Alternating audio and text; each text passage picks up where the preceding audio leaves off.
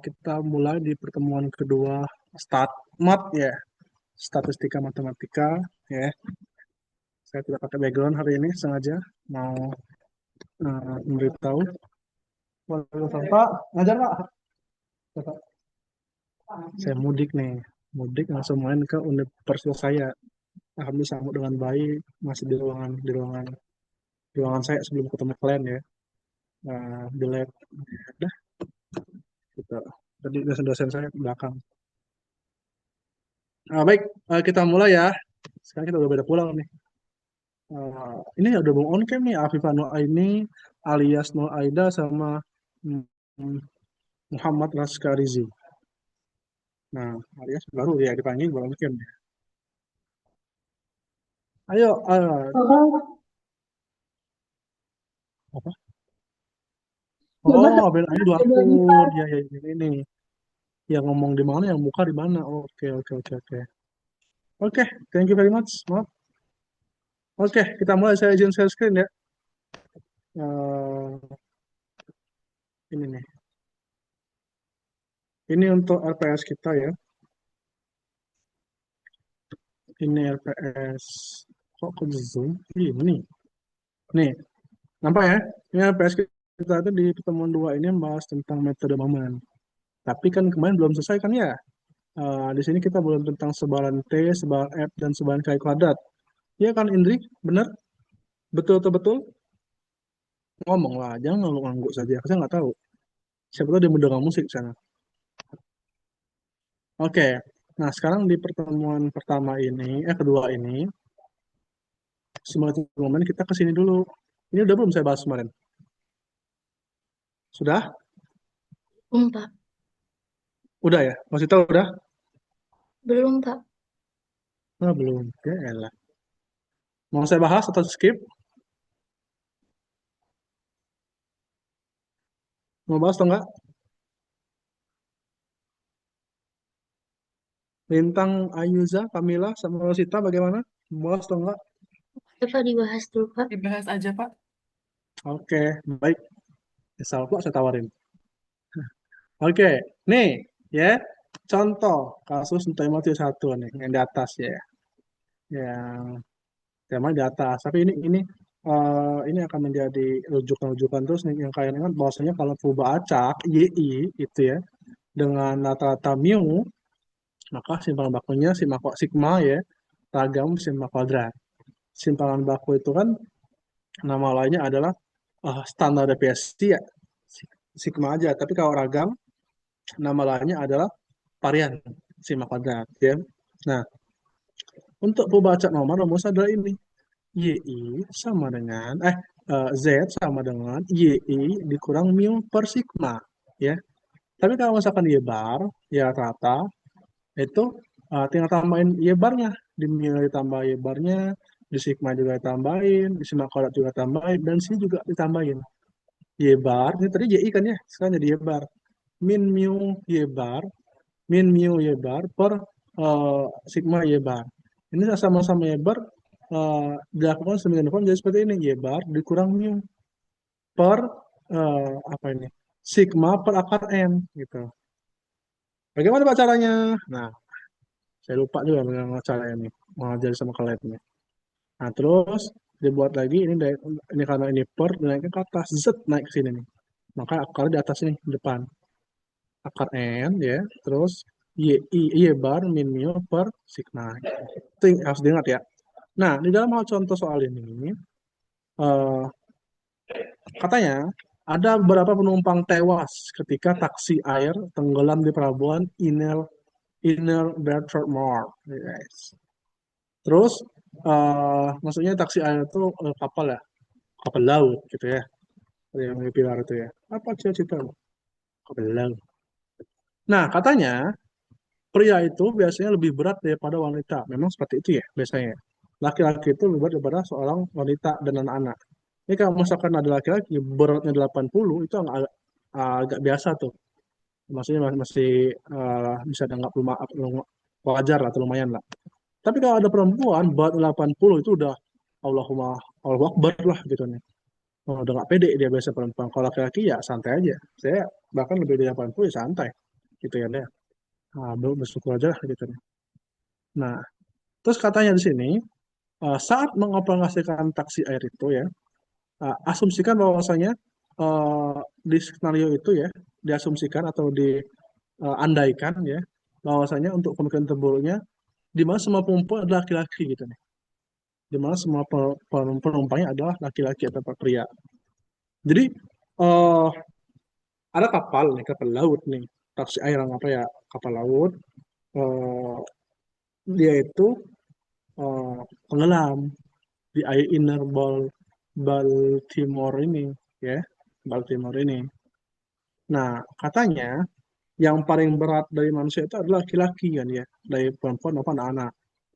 Anggaplah semua penumpangnya laki-laki gitu nih. Terus dilakukan survei. Berdasarkan survei, diperoleh pemeriksaan gizi kesehatan nasional yang diasumsikan bahwa berat badan laki-laki biasanya didistribusikan dengan rata-rata 172 lb. lb itu eh, adalah kalau kata teman kalian kemarin itu satuan berat yang ada di sana gitu ya. Ini baru di mana? Saya kurang tahu misalnya di Amerika. Jadi satuan beratnya ada lb. Kalau kita kilogram kan ya, gitu. Kalau tinggi sentimeter, kalau sini lb ya. Jadi berdasarkan survei MBG gitu ya, eh, MBG, Pemeriksaan Gizi Kesehatan Nasional gitu nih. Eh, kita umpamakan, kita asumsikan, kita bayangkan atau kita anggap rata-rata beratnya itu 172 lb dengan simpangan baku 29. Artinya, asumsikan bahwa populasi bobot laki-laki itu berdistribusi normal dengan rata-rata 1 juta lb 29 yang ini yang atasnya. Maka tentukan peluang bahwa jika seorang pria dipilih secara acak, bobotnya akan lebih besar dari 175. Jadi anggaplah penumpang itu ya, ada 20 orang kan penumpang dalam satu kapal itu. Kita ambil satu orang nih secara acak, ya, terserah siapa aja. Nah, berapa peluang yang terambil satu orang ini itu yang beratnya lebih dari 175, ya. Misalkan di dalam itu, di dalam kapal itu cowok-cowok semua nih. Anggaplah misalkan seperti Zikri ya, Muhammad Zikri Sabran, Muhammad Yusuf Firmansyah gitu misalnya. Terus eh apa nih, ya Hezekiel, alang susah namamu, Mamang. Eh, Dipanggil Pak Zakir ya. Ya. Terus apa lagi ini? Misalkan Yahya, misalkan dan sebagainya. Nah, misalkan eh dari teman-teman itu ya, diambil satu orang nih. Berapa peluang satu orang ngambil ini yang beratnya lebih dari 175 gitu. Ya ini rumusnya. Jadi kita udah tahu rata-ratanya berapa. Kita udah tahu rata-ratanya berapa, 172 dan simpangan bakunya adalah 29. Nah, masukkan di sini nih. X-nya 175. Mu-nya ini adalah eh, rata-rata 172 dibagi 29. Simpangan bakunya dapat 0,10. Ini 0,10 ya Z kan ya. Nah, misal ada nilai Z di sini ya. Kan tidak boleh Z itu lebih besar dari, harus lebih kecil ya. Ini nilai Z harus lebih kecil dari. Nah, saat dia dibuat lebih kecil, dia dibalik. Makanya satu min peluang lebih kecilnya. Satu min peluang lebih kecil dari Z lebih kecil 0,10. Nah gitu nih. Satu dikurang peluang Z 0,10 itu adalah 0,539, 5398. Maka ya, bentar. Maka, aduh, maka seorang penumpang yang terpilih secara acak dengan bobot lebih besar dari 1,5 adalah peluang 0,4 gitu. Jadi dapat Z dan 10, Z lebih besar 10 itu nggak ada. Ya, jadi ada satu dikurang peluang Z bagi 10. Peluang Z 10 ini ada 0,5398 ya, di dalam distribusi Z. Satu dikurangnya adalah 0,46 gitu. Jadi peluangnya untuk terambil satu orang yang beratnya lebih dari 172 itu adalah 0,46. 0,46. Tuh. Terus untuk yang kedua, temukan bahwa 20 pria yang terpisah acak akan memiliki rata-rata berat badan yang lebih besar dari 175. Jadi eh, ada 20 orang pria yang kita ambil secara acak, di mana diasumsikan bahwasanya dia memiliki berat badan yang lebih besar dari 175. Ya. Kalau tadi cuma satu orang, ini 20 orang. Nah, yang secara diambil secara acak, yang di mana rata-rata berat badan yang lebih besar dari 175 itu berapa? Berapa peluangnya? Ya, masukin eh, apa namanya ini, mu x bar sama dengan mu 172. Terus sigma x bar sama dengan sigma per akar n. Terus 29 akar 20 dapatnya seperti ini. 29 ini apa? 29 adalah sigma. Di mana dapat sigma? Di atas di soal di sini. Nah, sekarang baku atau standar deviasi boleh. Nih ya, 29 di situ. Nah, lalu yang masukkan rumusnya X bar min mu sigma per akar N. H75 adalah H772, 29 per akar 20. Dapatlah eh, 3 per 644, 68, 648. Maka eh, 3 dibagi ini, 648 ini, 484 ini jawabannya adalah 0,46. Jadi peluang, eh ini hasil Z-nya ya, hasil Z. Nah, setelah itu baru sama seperti tadi dibuat dalam bentuk peluang Z yang besar tadi. Saat Z lebih besar dari 0,4 itu nggak bisa, buatnya satu min. Peluang dari Z 0,46 itu adalah 0,722. 772. Satu dikurang 0,722 adalah 0,3228. Maka peluang 20 pria memiliki berat badan yang lebih besar dari 175 adalah 0,32. Intinya, yang tadi peluang orang terambil secara individu seorang, ya, yang lebih besar dari 0, berapa tadi ya? 0,5 berapa ya? 0,65 itu maka eh, yang lebih besar dari 0,46 itu satu orang. Sedangkan yang B ini peluang yang sebanyak-banyak orang, misalnya 20 orang yang diambil secara acak ya, untuk memiliki rata-rata berat badan yang lebih besar 75 itu berapa orang. Nah ini tidak semuanya gitu. Makanya dalam sampel. Oke lanjut. Distribusi kasus. Ada mau tanyakan sama sini? Ada? Belum ada, Pak. Oke, gimana ya? Sabar. Oke lanjut distribusi chi-square. Boleh nyebutnya chi-square, boleh nyebutnya chi-square, boleh nyebutnya chi-kuadrat, boleh. Ya, dua tema 72 sama 73. Dalam tema 72, di sini katakan misalkan nih katanya. Misalkan Y1, Y2, Y3 sampai seterusnya sampai YN itu berdistribusi didefinisikan dengan teorema 71 yang atas tadi ya yang saya bilang. Ditemakan dalam didefinisikan pada tema 71 ya. Kemudian dan ZI sama dengan YI min mu sigma kuadrat. Ini yang atas tadi nih. Yang paling atas ingat kan ya. Z sama dengan YI min mu per sigma gitu. Merupakan independen ya. Terus maka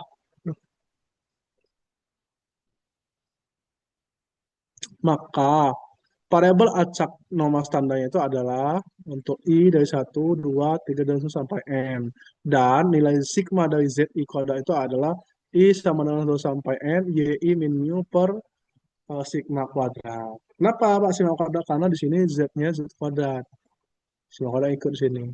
Ya, gitu. Maka ini dibandingkan benar katanya setelah itu merupakan distribusi dengan N degree ya dengan NDB, N degree of freedom atau NDB. Jadi maksudnya itu adalah distribusi kali kuadrat uh, dengan DB itu sebanyak N. Kalau di Inggris itu degree of freedom. Kalau kita namanya derajat bebas DB, gitu ya. Nah, selanjutnya di tema tiga ini, misalkan ya sampel acak berdistribusi normal dengan rata-rata dan varian sigma kuadrat, maka Rumusnya. Nih, N min 1 S kuadrat plus sigma kuadrat sama 1 per sigma kuadrat. Sigma N sama 1 sampai N, YI min Y bar kuadrat. Ya, itu. Nah, dalam hal tema 7.3, oh bahasa Inggris lagi nih. Ini udah harus saya artikan nih. Zikri bisa nggak? Zikri Saban, artikan nih.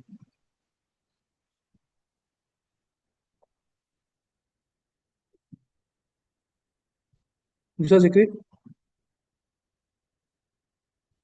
Tidak, Pak. Hah? Tidak, Pak, tidak bisa.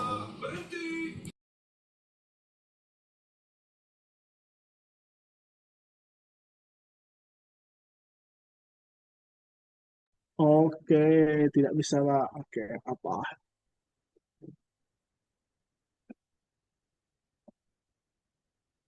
Nanti baca-baca aja ya.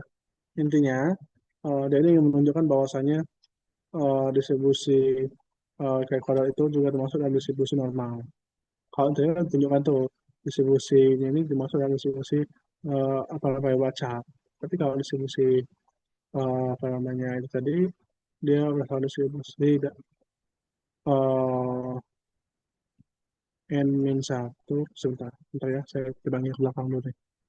Oke, sebentar aja.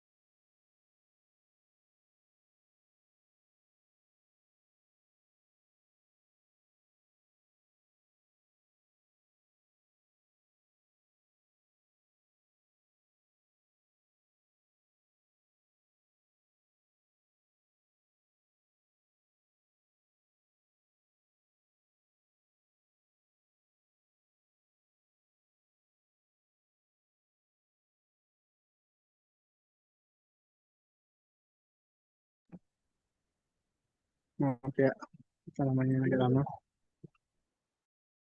Diajak kuliah nyata, diajakin tadi pesan saya S2, Hai ngajak S2, saya diajakin kuliah sama dia mau nggak? Ya dia mau, saya bilang, udah lama nggak ikut kuliah, walaupun ngantuk-ngantuk sih. Oke, kita lanjutkan ya. Pembuktian di sini. Coba. The complete proof untuk membuktikan, untuk melengkapi pembuktian ya eh, dari teorema outline di atas pada latihan 1393 eh, untuk melakukan hasil dari general eh udah apa kalau nggak bisa aja pak ada gitu udahlah nanti aja lah pokoknya pembuktian lah yang dimana dari rumus Y bar ini ya eh, itu akan membuktikan bahwa ada hasil dari distribusi bahwasanya distribusi normal standar itu adalah n min 1 S kuadrat plus sigma kuadrat sama dengan Y1 per Y dikurang Y2 per akar dari 2 sigma kuadrat dikuadratkan itu. Ini adalah Z kuadrat.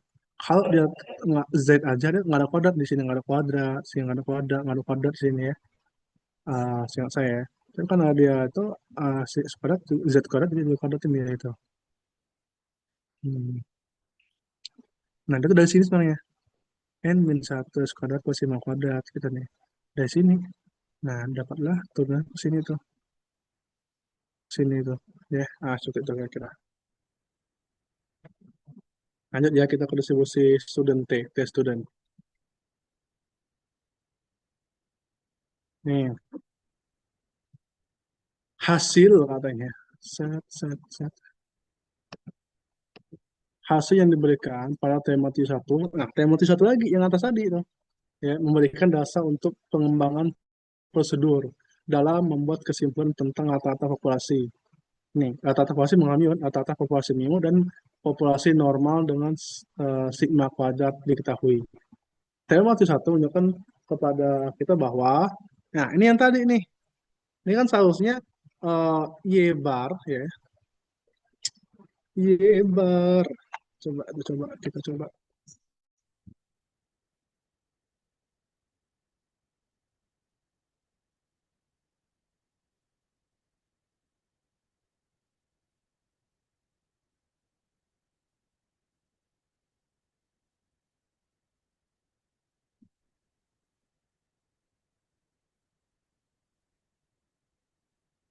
Nih, eh,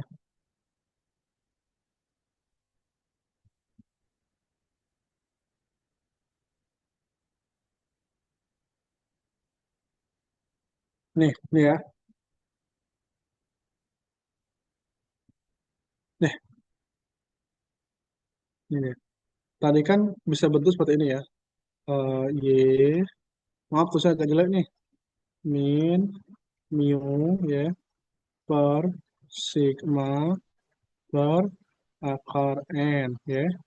Ini kan bentuknya sama dengan akar n, ya, yang dikali dengan y min y bar min y ya, atau min y min ya, tutup kurung per sigma, sama aja. Bedanya kalau ini dia atas lanjut naik ke sini ya, gitu ya, gitu.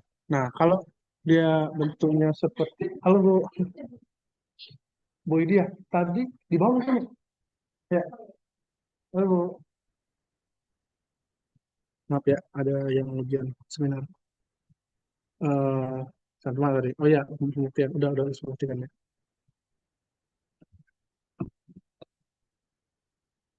Nah, itulah dia uh, pindaksinya seperti ini ya. Nah, ini tuh distribusi normal. Normal 0,1. Rata-rata yang normal variannya 1. Kenapa rata-rata 0,1? Biar dia bentuk seperti lonceng terbalik. Kalau lonceng terbalik kan tengah-tengahnya 0 tuh. Iya kan? Berarti rata-ratanya 0.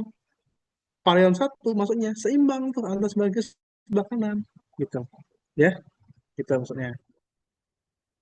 Terus, ketika sigma tidak diketahui, maka nilai tersebut dapat diduga dengan S pada dengan S. Iya, sigma kan untuk populasi. Di saat nilai populasi tidak diketahui, kita menggunakan dengan sampel. Sampel itu menggunakan S gitu nih. Ini sebenarnya S sama dengan angka S kuadrat ini sama S sama dengan S, atau S kuadrat sama dengan S kuadrat. Kalau bentuk seperti ini, S sama dengan akar S kuadrat. S kuadrat kalau diakalin kan S juga deh. Gitu. Dengan demikian, akar N, Y bar min mu per S ini akan memberikan dasar dalam mengembangkan metode penarikan kesimpulan bagi rata-rata mu. Gitu. Ya. Dengan DB-nya adalah N-1. Nah, itu yang untuk distribusi T student. Lanjut. Panjang nih. Lanjut untuk distribusi F. Nah, kalau distribusi F ini misal katanya, kita ingin membandingkan varian dari dua populasi kelompok. Ada varian pertama atau dua variannya ada. Nah, kita membandingkan itu nih. Yang terdapat dalam sampel acak yang saling bebas dari dua populasi. Sampel bukulan N1 sebagai N1 dan N2 diambil dua populasi dengan ragam masing-masing sigma 1 kuadrat dan sigma 2 kuadrat. Jika dihitung S1 kuadrat observasi pada sampel 1, maka S1 menunjukkan oke. Oke. Nih, saya pelan-pelan. Tadi saya baca dulu. Ngantuk ya? Kalau ngantuk, cuci muka ya. Jangan tidur. Bukan tidur nanti. Afifah Nur Aini. Kita coba. Oke, melihat soalnya. Nih, misalkan kita ingin membandingkan dua varian. Ada dua varian. Yang pertama, varian dua. Dari dua populasi normal berdasarkan informasi yang tepat dalam sampel acak yang saling bebas. Jadi dua populasi, kita ingin menunggu variannya. Dua sampelnya saling bebas nih, ya. Sampel bukuan N1 maksudnya sampel pertama bukuan N. Nah, jadi biar tahu N1, N2 gitu ya. Dan N2 terus apa namanya itu sampel kedua eh, diambil dari dua populasi yang dengan agamnya masing-masing sigma 1, sigma 2-nya dan sigma 2. Jika dihitung dari S, dia diambil dari ragam dengan nilai sigma 1, sigma 2. Jika S1 dihitung dari observasi pada sampel 1, maka S2 menjadi nilai sigma kuadrat gitu Mas, Mbak. Untuk S2 kuadrat. Ya, benar benar benar.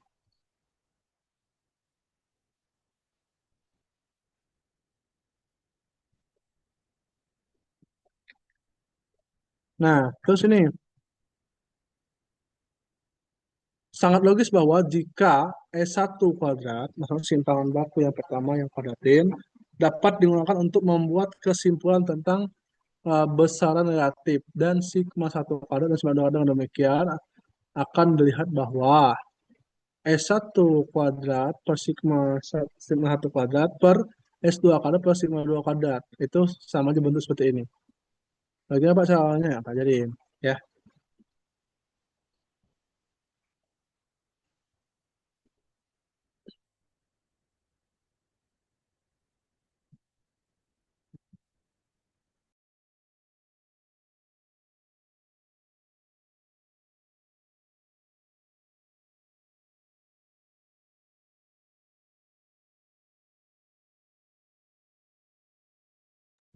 oke, lanjut.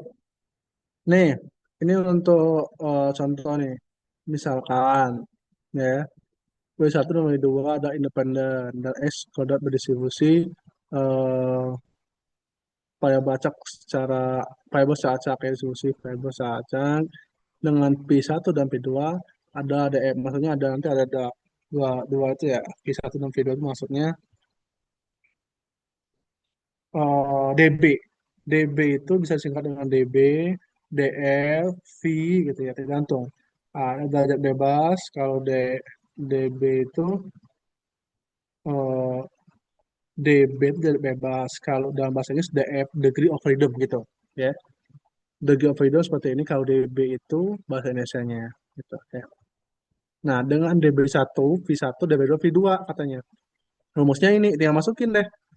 WI per VI per W2 per V2 gitu nih. Nah, ini pembuktiannya seperti ini.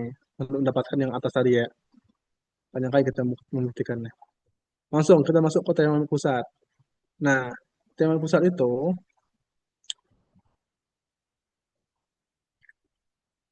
sentral di memang teorema di pusat sama aja. Misalkan Y1, Y2, Y3 sampai Y n eh, sampai YN merupakan independen dari identically distributed random variables with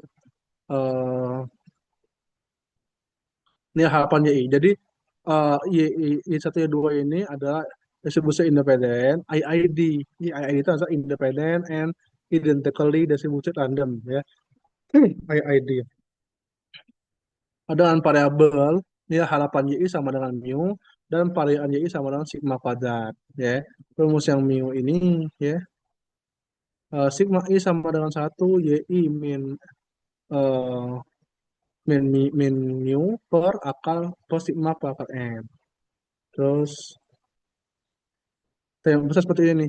Ketika distribusi fungsi uniform berdistribusi N itu compare ke distribusi normal standar, maka fungsinya fungsinya menjadi N sampai tak hingga menjadi sigma gitu ya. Sigma tak hingga itu. Semuanya kan saya apa itu? Tapi gitulah. Sampai sini mau tanyakan dulu sebelum saya lanjut. Ada? Halo? Halo? Dari saya tidak ada, Pak. Oke, terima kasih tentang. Oke, lanjut nih. Distribusi sampling ya. Nah, ini bagusnya. Jadi yang saya bilang tadi kenapa bentuk lonceng itu baik itu jadi penama lonceng tengah-tengah nol tuh biasanya ya. Nah, ada harapan rata-rata dan varian varian satu. Kalau ini kan dia mendekati distribusi normal nih. Z ya, ini juga nih. Z gitu ya. Nah, oke, ini bukunya udah selesai. Coba Indri Atanti bacakan kesimpulan hari ini. Bacakan kesimpulan hari ini. Apa yang pahami?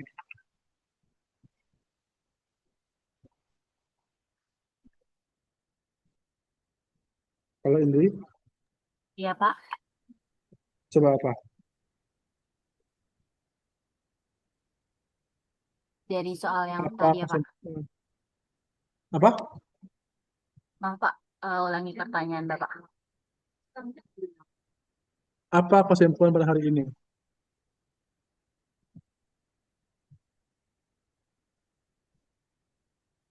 Tadi kita sebelum di awal kita belajar yang tadi Bapak jelasin terkait teorema 7.1 yang mengenai distribusi dari rata-rata dan variasi sampel.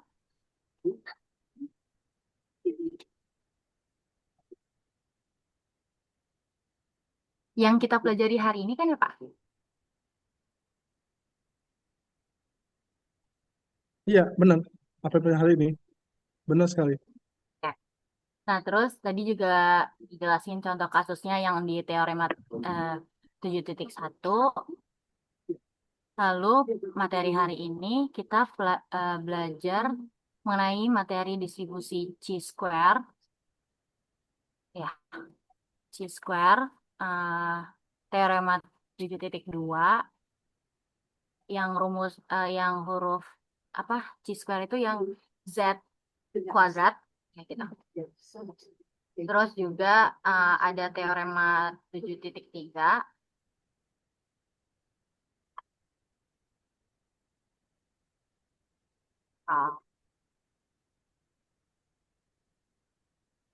Dan Sudah? teorema lainnya. Lalu kesimpulannya, untuk membuat kesimpulan tentang parameter populasi, kita perlu mengetahui distribusi peluang untuk statistik tertentu, yaitu ada fungsi dari variabel acak yang dapat diamati dalam sampel. Lalu juga distribusi peluang itu menyediakan model untuk perilaku frekuensi relatif statistik dalam pengambilan sampel berulang. Akibatnya mereka disebut sebagai distribusi pengambilan sampel. Lalu kita juga melihat bahwa distribusi normal C kuadrat, T, dan F menyediakan model untuk distribusi pengambilan sampel statistik Aku situ yang tadi. digunakan untuk membuat kesimpulan tentang parameter yang terkait dengan distribusi normal. Lalu ketika ukuran sampel besar, rata-rata sampel memiliki distribusi yang mendekati normal. Jika sampel acak diambil dari distribusi apapun dengan rata-rata terbatas dan varians berhingga, hasil ini dikenal sebagai teorema batas pusat. Dan yang terakhir itu distribusi pengambilan sampel yang dikembangkan dalam bab ini akan digunakan dalam prosedur pembuatan kesimpulan yang disajikan dalam bab-bab berikutnya. Sudah, Pak? Oke. Oke, baca dong. Baca punya saya dong. Sama persis. Iya. Oke, benar ya. Jadi di materi hari ini yang pertama untuk membahas tentang membuat kesimpulan itu dalam satu parameter populasi. Ya. Kita harus tahu dulu nih, populasi itu distribusinya apa. Data itu distribusi peluangnya apa. Distribusi misalnya konka atau distribusi misalkan beta kah atau sebagainya gitu kan ya. Nah, setelah kita tahu, lalu fungsi dari variabel acak yang diamati dapat diamati dalam sampel. Misalkan distribusinya itu distribusi T gitu ya. Nah, ini data yang kita gunakan atau misalkan variabel yang kita gunakan dapat menggunakan seperti yang mendekati seperti itu gitu kan ya. Ya, sama seperti ini. Ya, oke, kita lanjut aja nih. Yang kedua, distribusi peluang ini menyediakan model untuk perilaku frekuensi relatif statistik dalam pengambilan sampel berulang. Akibatnya, mereka disebut sebagai distribusi pengambilan sampel. Iya, maksudnya pengambilan sampel berulang itu yang kemarin kita saksikan kan. Kita ngambil sampel, dibalikin. Ngambil sampel, dibalikin, terus diambil lagi. Misalkan gini, yang kemarin, yang pertama materi kemarin ya. eh, kita ingin tahu, misalkan dalam satu kelas skala ini rata-rata berat badannya berapa, ya. Ambil sampel nih, misalkan 10 orang, kelas skala 30 nggak apa. Ambil sampel 10 orang, dihitung apa namanya rata-ratanya, terus dikembalikan lagi 10 orang ini, ya. Terus ambil lagi, ya. Terus lagi dengan orang yang berbeda atau bisa jadi orang yang sama, misalkan nih, misalkan Zikri yang kedua yang pertama terambil, yang kedua terambil juga, terus dihitung lagi rata-ratanya 10 orang itu, terus dibalikin lagi ke kelas, diambil lagi dan seterusnya, ya. Itu namanya perulangan. Lalu ngajar apa?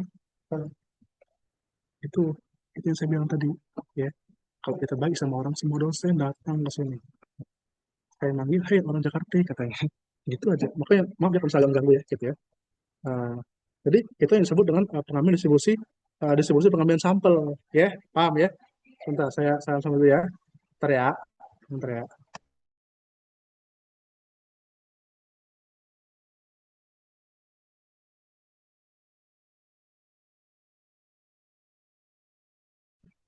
Nah, maaf ya kalau kurang kondusif ya.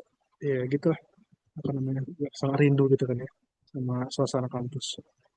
Oke, itu ya. Dan seterusnya nih nanti kalau misalkan ada teman-teman yang belum paham, tanya aja ya. Misalkan ini kan beberapa banyak gangguan nih. Ya seperti dalam hal ngajar ya, terus juga waktu juga mulai agak siang, mungkin teman-teman ngantuk ya. Gitu ya. Oke, lanjut nih pertemuan dua. Ini dia yang penting nih. Momen. Metode momen. Penduga titik metode momen. Dia momentum. Momen yang pas ya gitu. Nih, saya baca ya. Salah satu aktivitas penting dalam statistika adalah menduga parameter dari populasi tertentu. Dalam pembahasan detail statistika, populasi dianggap memiliki sebaran tertentu yang mempunyai satu arah dan lebih parameter, satu atau parameter. Dalam realisasinya, parameter sebaran di suatu populasi umumnya tidak pernah diketahui sehingga memerlukan proses pendugaan berdasarkan data sampel. Coba ini maksud seperti ini, maksud kata-kata ini ya. Di dalam proses statistik itu kebanyakan namanya menduga atau mengestimasi atau memperkirakan. Contoh apa Pak? Yang tadi berat badan kelas kalian, ya. Saya nggak tahu, saya nggak tahu nih berat badan kelas kalian itu berapa. Tapi saya tahu jumlah kalian 30 anggaplah. Saya tebak-tebak aja, namanya mengestimasi. Oh, misalkan Zikri baru 80 kilo, Indri misalkan 90, Indri 90 kilo, misalkan. Jangan singgung ya, ini misal aja. Terus misalkan langsung melotot matanya ya. Lintang Ayu Azizah, misalnya Kak Kalila, misalkan berat badannya 70 kilo juga nih. Terus misalkan yang lainnya ada 40 dan sebagainya. Itu saya menduga. Itu di dalam statistik. Nah, kalau saya menduganya populasi kelas kalian, berarti semua saya duga nih. Otomatis apa? Akan ada yang namanya sebaran. Nih, sebaran tertentu. Ya, maksudnya kalian tuh sebarannya bagaimana? Misalkan sebar normal, sebar normal. Jadi bervariasi tuh. Apa namanya? Dari 40, 45, 50 dan sebagainya gitu ya. Dalam sebarannya. Nah, di dalam kelas kalian ini eh, individu-individu ini akan lebih dari satu parameter. Maksudnya apa? Kalau rata-rata berat badan, artinya itu satu parameter kan ya? Parameternya apa? Rata-rata, ya, rata-rata. Terus apa lagi? Variansnya, varians dari berat badan berapa? Oh, ada lagi tuh dua apa parameter. Variansnya apa? Sigma kuadrat, ya, atau ragam sigma kuadrat. Terus simpangan baku, parameternya apa? Sigma, sigma aja, sigma akar ya, sigma gitu nih. Itu parameter. Maksudnya akan lebih dari satu data kalau nggak tahu parameter. Parameter itu ingat itu adalah angka atau nilai yang menggambarkan suatu populasi. Kalau kalian sekelas berat badan angkanya rata-rata gitu nih. Dia mu. Tapi kalau misalkan dia sampel, dia menggunakan X bar. Ya, seperti itu. Ya, itu masalah barometer. Nah, dalam realisasinya, parameter sebaran dan populasi umum tidak pernah diketahui. Yang saya bilang tadi, saya nggak tahu berapa yang sebenarnya berat badan kalian ini. Makanya saya menduga. Nah, pendugaan inilah yang dinamakan dengan eh, metode statistik itu untuk menduga. Nah, salah satu menduga itu menggunakan metode momen, ya, bukan kita duduk duduk misalnya. Oh, ini momen yang pas untuk menduga, tidak, ya. Nah, metode momen itu adalah metode yang digunakan untuk menduga si parameter atau si populasi berdasarkan data sampel. Maksudnya, sebenarnya ya, saya tidak perlu mengumpulkan 30 kalian ini di dalam satu kelas untuk menduga berapa beratnya. Cukup dengan eh, menduga sekitar 15 orang saja ya, yang saya harapkan data 15 orang ini itu dapat menduga 30 itu. Makanya di sini dikatakan eh, parameter atau sebaran populasi itu tidak diketahui dan akan diketahui sehingga proses pendugaan berdasarkan data sampel. Artinya, sampel yang kita punya itu menduga populasi. Gitu. Ya, saya misalnya susah nih ketemu sama kalian 30 orang ini. Ya cukup saya ketemu sama Indi tadi ya, terus sama Ayuza, sama Zikri, sama Yusuf, sama Elsa Pulvista, sama Media Agita, dan Raisah, misalnya Azkia, misalkan itu aja nih cukup. Di mana nama-nama yang saya sebut tadi itu mewakili teman-teman kalian. Gitu. Yang saya harapkan. Ya. Pak, bagaimana kalau nggak sesuai? Tambah lagi datanya, tambah lagi orangnya, tambah Yahya, tambah Damar, misalkan, tambah Kamila, Konta Kamila, tambah Adinda, Keiko Gania, tambah lagi. Itulah kenapa semakin besarnya data sampel, semakin bagus. Karena mendekati populasi. Semakin baik, semakin mewakili populasi. Gitu. Ini maksud dari kata-kata ini ya. Seperti itu. Oke. Nah, tujuan pembelajaran memahami prosedur pendugaan. Nah, oke, kita ingin dari pertemuan doa ini mengetahui tujuan metode pembangkit momennya. Tahapan-tahapannya atau misalkan menduga titik bagaimana sih gitu. Gitu. Metode momen. Metode momen itu bisa dikatakan dengan metode tertua ya, atau yang dulu yang sering digunakan. Metode momen juga uh, ada dasarnya, yaitu pada satu gagasan yang menarik secara intuitif berupa momen sampel harus memberikan estimasi yang baik mengenai momen populasi yang bersesuaian. Maksudnya, momen sampel ini yang saya bilang tadi ya, data sampel ini harus ya baik untuk mewakili populasinya, yang kita harapkan mewakili populasinya. Maksud di sini yang tulisan ini ya, momen sampel ini itu harus estimasi yang baik untuk mengenai momen populasi, maksudnya untuk menduga atau mendekati nilai aslinya seperti itu. Ya, nih momen sampel versus momen populasi. Momen populasi, andaikan misalkan ya, Y ada perubahan acak dengan sebaran tertentu. Momen ke K dari Y yang dinotiskan dengan mu aksen K didefinisikan dengan mu aksen K sama dengan nilai harapan Y pangkat K. Ya. Ingat, K ada populasi yang menggunakan besar Y. Ya. Nah, di apa namanya definisikan dengan mu aksen K. Sedangkan momen sampel, ya dia pakai Y kecil. Ya, Y kecil. Itu merupakan suatu contoh acak berukuran N, eh, momen sampel ke K juga, tapi notasinya adalah MK. Sama seperti dalam hal eh, rata-rata ya, kalau populasi dia mu, kalau dia sampel dia X bar. Ini juga kalau momen populasi dia mu aksen K, kalau misalkan ini dia M aksen K, momen ke K maksudnya gitu. Ya, gitu. Nah, prosedur metodenya jika Y1, Y2, YN ini kecil semua ya, artinya sampel nih, merupakan suatu contoh acak berukuran N dari suatu populasi yang menyebar mengikuti eh, fungsi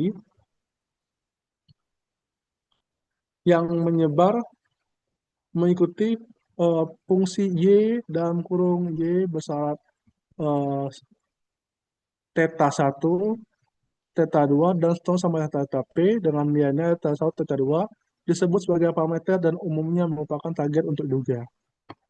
Anggaplah kita mempunyai suatu perubahan acak. Kita definisikan dengan YI. Ayo Y1 anggaplah, Y1 aja. Ya. Nah, itu ada satu contoh acak yang bukan yang tadi ada satu Y, ya, satu variabel, ya, satu variabel berukuran N, ada misalnya 100, N sama dengan 100, ya, dari satu populasi yang menyebar mengikuti fungsi dari populasi misalkan dari eh, kelompoknya. Nah, kalau misalkan populasinya RT, satu dari RT itu gitu ya. Misalkan variabelnya itu apa ya dalam satu RT untuk menyebar, gitu lah pokoknya. Ya. Lalu proses pendugaan parameter ini menggunakan metode momen dilakukan dengan menyesuaikan sistem yang terdiri atas P buah persamaan. Kan ada banyak nih, ada apa sebanyak QV ya. Berarti ada beberapa pertanyaan untuk situ ya, persamaan pertanyaan. Nah, karena penyamaan tadi, maka di sini harus ada mu aksen pertama sama dengan mu aksen ke m aksen pertama ya. Jadi ini adalah untuk momen populasi, momen sampel. Populasi itu mu 1 aksen sampai itu mu 1 m 1 aksen. Dan seterusnya sampai P mu aksen P dan m aksen P gitu ya. Selanjutnya, contoh.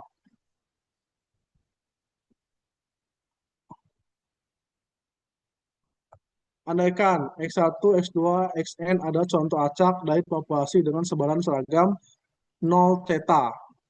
Ingin tentukan penentuan momen theta. Jadi yang diketahui kan parameter ada dua, sebaran seragam itu ada dua parameter, tapi yang kita hanya theta aja. Ini 0, yang ada theta aja. Jadi karena hanya ada buah parameter yang yaitu theta, maka kita bisa mencari penduga momen yang hanya dengan satu persamaan saja. Dalam arti lain kan satu. Ini kan parameter ada dua harusnya. Tapi ini nggak diisi. 0 theta aja dia. Nah, oleh karena semua ada theta, makanya theta di sini pendugaannya. Ya. Tapi Pak, gimana kalau misalnya ada dua sih? Nanti ada dua di bawahnya. Nanti ada. Contoh, ya. Tahap 1 mencari manipulasi. mu aksen K sama dengan nilai harapan X1 tutup kurung sama dengan nilai harapan X. Itu untuk populasi. Ada juga nih ekspektasi dari sebuah seragam adalah seragam. Ingat bahwa ekspektasi dari sebaran seragam adalah, oh iya, sebaran seragam itu kan A plus B per 2. Ya, A plus B per 2. A-nya 0, B-nya 0. Ya, bagi 2. 0 bagi 2 berapa? 0 bagi 2. Berapa, Zikri? 0 bagi 2 berapa? Hah? Kuat, maaf. 0. Apa? 0 ya?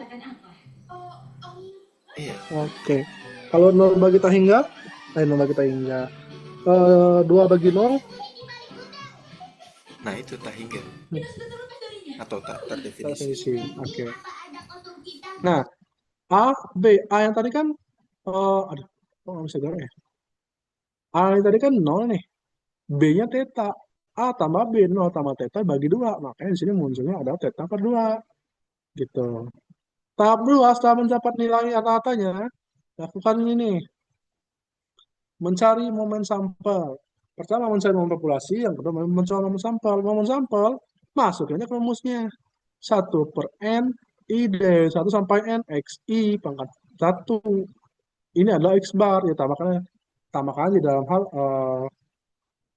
misalnya 10 data pada mahasiswa misalkan 60 tambah 65 tambah 72 tambah 50 dan seterusnya gitu nih. Jadi berapa rata-ratanya itu untuk momen sampel mencari momen sampel gitu nih, X bar. Kalau mencari momen populasi 10 seperti ini rumusnya. Ya. Terus selanjutnya membandingkan yang tadi, yang atas ini, yang MM tadi. Nih, setelah semua dibandingkan tuh, ya. U1 sama M1, UP sama MP.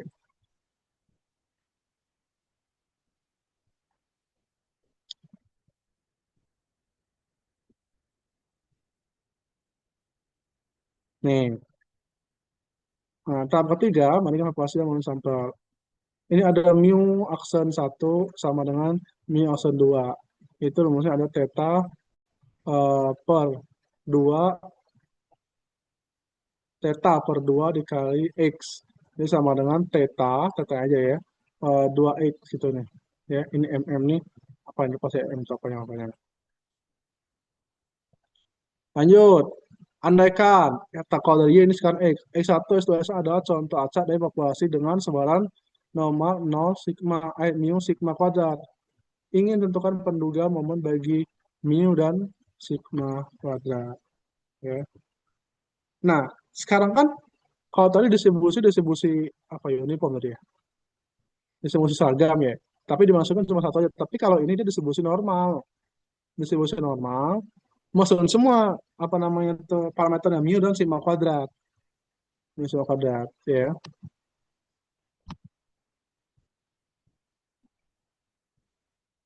Contoh, momen sampel dan penduga momen.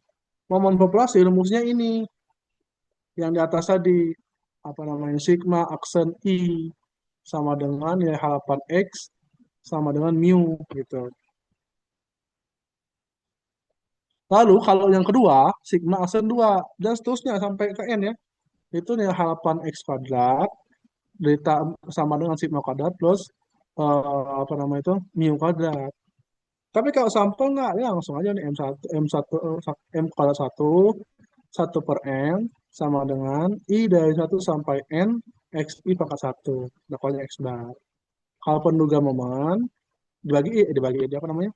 Dibandingin antara U1 dan M1, oh, terus U bar per min X bar. Gitu. Pokoknya pertama kita cari momen populasi, terus cari momen sampel, udah itu kita lakukan penduga momen. Itu aja. Kalau ini dari atas ya, paret ini dari atas ini, ya, nilai ini. Yang paling umum seperti ini, tapi dari B, apa ini? Dari nilai harapan X kuadrat itu dapat dari sini nih. Ya, dari sini. Nilai harapan X kuadrat itu ini nih. Makanya turun ke bawah. Dari sigma kuadrat tambah mu kuadrat gitu. Ya. Nih, coba screenshot. Sudah, PJ? Sudah, Pak. Satu lagi nih.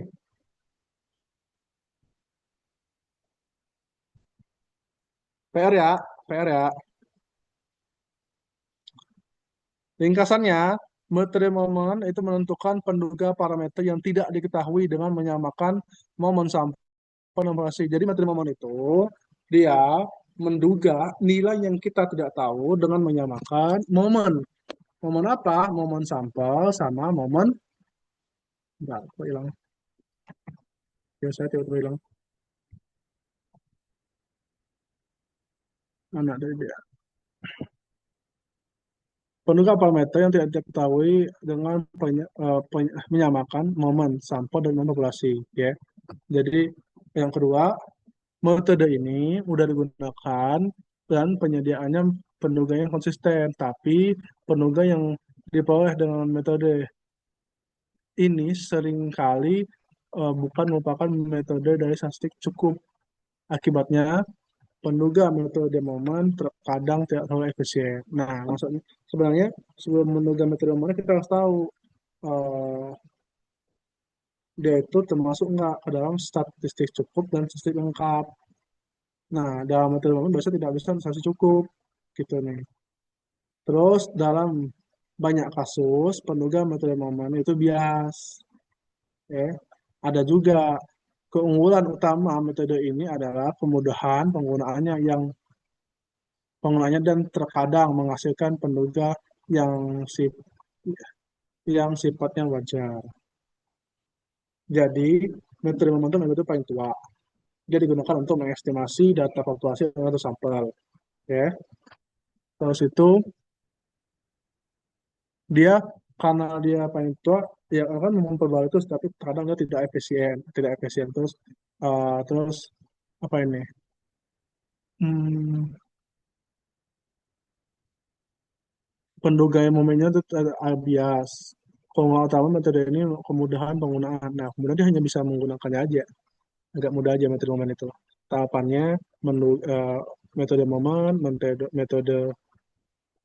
metode momen untuk populasi, metode untuk sampel kan ya.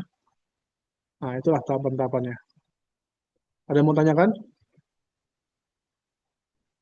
Ada? Ada? Cukup? Tentang yang terkait Oke. tugas, Pak. Terkait apa? Tugasnya, deadline-nya berarti sehabis Lebaran ya, Pak? Besok? Enggak lah. BTW, itu kenapa dia membuat itu sendiri ya? Buat apa namanya, link sendiri. Kan linknya dari saya harusnya. Oh, soalnya saya pikir tuh linknya dari PJ-nya, Pak. Makanya, Enggak lah. Kan saya bilang kok dia sendiri, kalau apa saya bilang kemarin dari PJ, saya bilang PJ nanti ingatin linknya itu nih. Saya bisa ngomong itu terus, makanya link. Apa nih? Saya nggak pernah minta link, harusnya saya bilang. Itu. Nggak maaf apa-apa ya, lah, udah Pak. terlanjur. Ya, tugas duanya itu dikerjain aja. Apa namanya, nanti link dari saya aja, biar saya bisa ngoreksi. Oke, baik, Pak. Intinya gini kawan-kawan ya, dalam dua pertemuan tadi itu, baik distribusi T, distribusi F, distribusi apa namanya tuh, apalagi tadi T, F, dan T student itu dia memiliki keluarga yang sama, ya, keluarga yang sama gitu.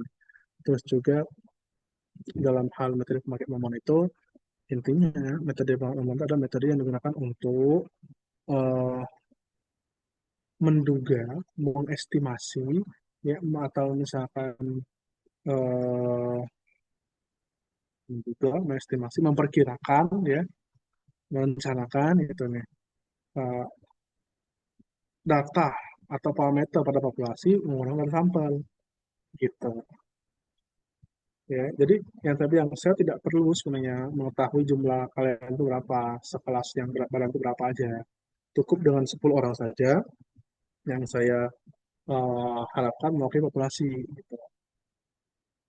Setiap standar juga ada tuh tadi kan, yang saya share screen. Sudah ada mau tanyakan? Sudah? Cukup? Cukup? Cukup, Pak, dari saya. Ada lagi? Cukup? Cukup, Berharap Pak. kali kalian. Udah cukup. Ngapa saya di remove nih? PJ, jangan remove saya. Sudah, Tampang muka saya. sudah cukup, Pak. Baik, jika cukup ya, itu saja yang dapat saya sampaikan. Mohon maaf ya atas kekurangan. Ya, terus juga ya tadi belajar lagi metode memantau, metode bagaimana. Ya, dia intinya untuk menduga lah. Nanti kalau akan di Android ketemu sama saya aja juga bagaimana menduga menggunakan R program, menggunakan program R, dan juga eh, eh, metode momen itu dia untuk estimasi. Estimasi ini ada di analisis regresi. Iya benar. Metode nantilah pokoknya kalau misalkan ketemu analisis regresi, dia itu saya metode momen ada namanya MLE, Maximum Likelihood Estimation, itu menggunakan program R untuk mengestimasi parameter. Nah, kalau sekarang kita banyak teorinya, bagaimana penurunannya, menduga menduga apa, theta, biasanya ada orang menggunakan theta, ada orang menggunakan gamma, gitu ya. Nah, penerapannya nanti di analisis regresi. Kalau ketemu sama saya ya, tapi saya nggak tahu kalau di matematik. Mungkin ada, kan ada analisis regresi nggak mata kuliahnya? Pernah lihat itu nggak, lihat buku panduan nggak? Ada, ada ya India. Nah, itu dia estimasinya itu. Pokoknya kalau statistik nggak jauh-jauh dari standar. Sedangkan mata kuliah Starma itu mata kuliah yang jenaka gitu nih, yang lucu, lucu atau untuk diketawain. Apa ngajarin nggak bisa, ya. Dulu kamu baru CDPT dulu, CDPT KU mungkin ya, tapi sekarang udah itu ya, harus ada CDPT gitu, ya. Nah, kalau misalkan, iya, saya nggak tahu ya, kalau kakak tingkat kalian ya di PMA itu ada yang saya nggak tahu sebenarnya semester ganjil ada, semester genap ada yang ikut ikut penmat, ya kan, ikut anjek itu ya. Nah, itu saya ajarin tuh estimasinya. Oke, belajar Ustadz malah kalau nggak paham nanti tanya aja lah. Nah, kalau nggak paham tanya, ya start nanti Korin jawab, ya di setelah UTS, ya. Kalau misalkan kalau misalkan masih belum paham, tanya aja lah, ya. Nih tugasnya sama, catat ya.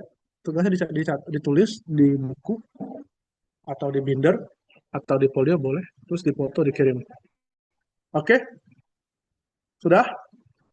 Baik, maaf ya, kita nggak bisa maksimal di 2 jam nih. Apa namanya? Bingung saya mau bagaimana di 2 jam ya. Ya walaupun saya tahu kan juga senang gitu, tapi ya nggak enak ya. Masa saya korupsi terus? Soalnya plus 2 jam dong, biar enak ya.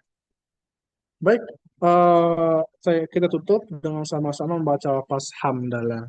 Alhamdulillahirrahmanirrahim. Sebelum saya akhiri, kita screenshot dulu ya, foto dulu. PJ jangan lupa itu screenshot. Silakan pegang satu benda yang menurutkan membantu perkuliahan pada hari ini. Ini. Dia pegang apa Yusuf? Pakai senter mau kemana? Mau ronda siang ini. Oh, mos. Kalian center tadi. Oke, PJ pegang ya. Itu yang ketiga. 1, 2, 3. Oke, lanjut ke slide selanjutnya. Masih dapat ya. Kasih senyuman terbaik, ya teman manis, tercantik kalian. Itu yang ketiga. 1, 2, 3. Oke, terima kasih. Apakah perlu diulang, PJ? Yang penting saya bagus lah. Yang lain susah nggak apa-apa. Sudah, Pak. Oke, aman? Aman. Oke, sebelum saya mau nanya sama PJ nih. Ini ngapain saya masih di pin sih? Dari tadi muka saya nih. Hah? Dirimu ada nama Lintang Ayuza Kaila. Dirimu asal dari mana sih? Sumsel. Dari mana? Dari mana? Dari Jakarta, Pak. Kayaknya. Ada keturunan Sumsel nggak, ayah, ibu atau nenekmu? Bapak saya Sulawesi Tenggara, Pak. Ibunya Jawa Timur. Kok ada Lintang ya? Lintang itu suku kami, itu marga kami, bukan marga sih. Suku, nama suku. Jadi kalau misalkan itu Sunda gitu, nah. Itu. Makanya. Oke, nggak apa-apa. Saya pikir dirimu satu aja ada namanya Gumai. Gumai itu udah juga marga. Ada tuh ada kalian tuh di angkatan 25 tuh tiba-tiba apa misalkan namanya Nesa Gumai. Nah, saya tanya, kamu ada orang Lahat nggak? Gumai itu ada satu marga Lahat. Iya Pak. Ya saya orang Lahat, wajar lah gitu. Gitu. Saya kira dia dari Sumsel juga. Baik, cukup ya, maaf ya apa namanya terlalu banyak bicara ya, maaf. Saya akhiri wabillahi taufiq. Wassalamualaikum warahmatullahi wabarakatuh. Waalaikumsalam warahmatullahi Waalaikumsalam. wabarakatuh. Terima kasih Pak. Dan keluar ya, sama-sama.